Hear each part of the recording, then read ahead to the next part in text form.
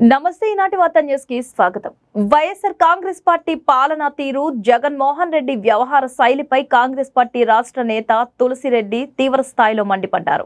ఎన్నికల పర్యటనలో భాగంగా తులసిరెడ్డి స్థానిక పెనుగొండ నియోజకవర్గ కాంగ్రెస్ పార్టీ అభ్యర్థి పాలసముద్రం బోయ నరసింహులు పక్షాన ప్రచారంలో పాల్గొన్నారు. ఎన్నికల ప్రచారంలో తులసిరెడ్డితో పాటు కాంగ్రెస్ పార్టీ రాష్ట్ర ఉపాధ్యక్షులు కేటీ శ్రీధర్ సైతం పాల్గొని ప్రభుత్వ విధానాలపై ఎండగట్టారు. గోరంట్ల పట్టణంలోని కూరగాయల మార్కెట్ సర్కిల్లో వారు మాట్లాడుతూ పెనుగొండ కాంగ్రెస్ పార్టీ అసెంబ్లీ అభ్యర్థి బోయ నరసింహులకు ప్రజలు అండగా నిలవాలని, అత్యధిక మెజారిటీతో గెలిపించాలని పిలుపునిచ్చారు.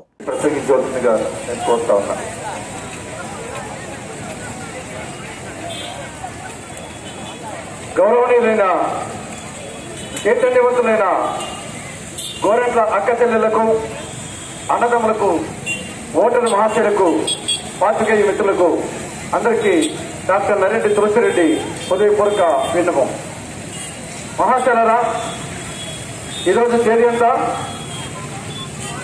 మే 6. ఎన్నికల పండుగ ఎప్పుడు? మే 17. ఒక వారం రోజులే ఉండేది.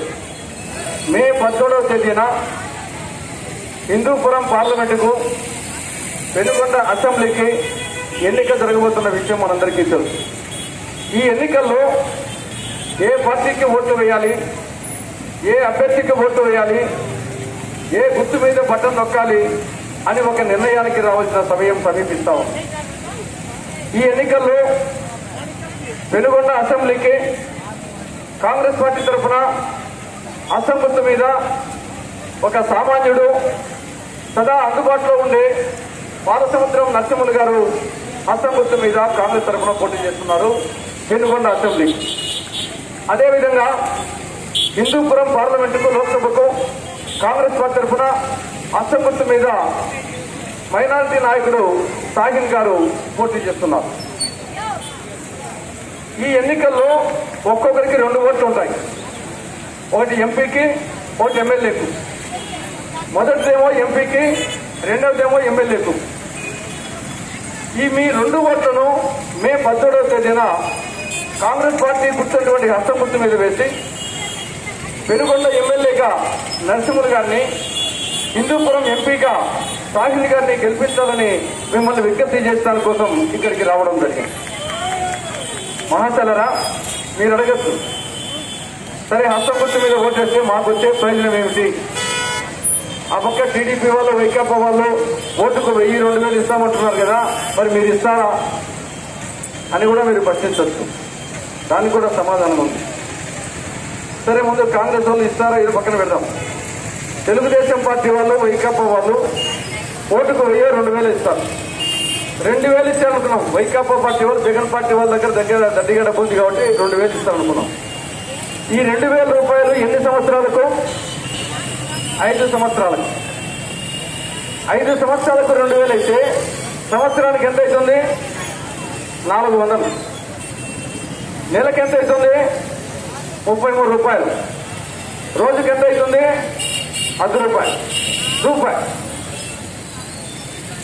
ఈ రూపాయికు ఒక సొంత బీడీ రాదు, ఆకు ఒక్క రాదు, బిచ్చగారు కూడా తీసుకోరు, టీ రాదు. ఇది ఒక్క కోణం.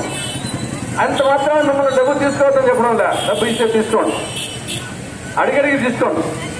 కానీ అది ఆఖరికి అయ్యేది 2000 ఇస్తే రోజుకి రూపాయి. సొంత బీడీ రాదు, ఆకు ఒక్క రాదు, చాయ్ రాదు, బిచ్చగారు కూడా తీసుకోండి. అయినప్పటికీ ఎందుకు తీసుకోమంటున్నా అంటే అది మన డబ్బు. ధరలు పెంచి, ఛార్జీలు పెంచి, కరెంటు ఛార్జీలు ఎన్నిసార్లు పెంచారు? 8 సార్లు కరెంటు ఛార్జీలు పెంచి జగన్మోహన్ రెడ్డి 50,000 కోట్ల రూపాయలు మన నుండి తీసుకున్నారు. ఎంత? 50,000 కోట్ల రూపాయలు. ఆ విధంగా మిగతా అన్ని ధరలు పెంచి, పెట్రోల్, డీజిల్ రేట్లు ఇవన్నీ ఈ 5 సంవత్సరాల్లో 3 లక్షల కోట్ల రూపాయలు జగన్ మన నుండి పిక్ పాకెట్ చేశాడు. ఎన్ని లక్షల కోట్లు? 3 లక్షల కోట్లు. మన పేరు చెప్పి అప్పు తెచ్చాడు. ఎన్ని కోట్లు? 8.5 లక్షల కోట్లు. కాబట్టి అప్పేమో 8 లక్షల కోట్లు తెచ్చాడు, మన నుండి పిక్ పాకెట్ చేసిందేమో 3 లక్షలు.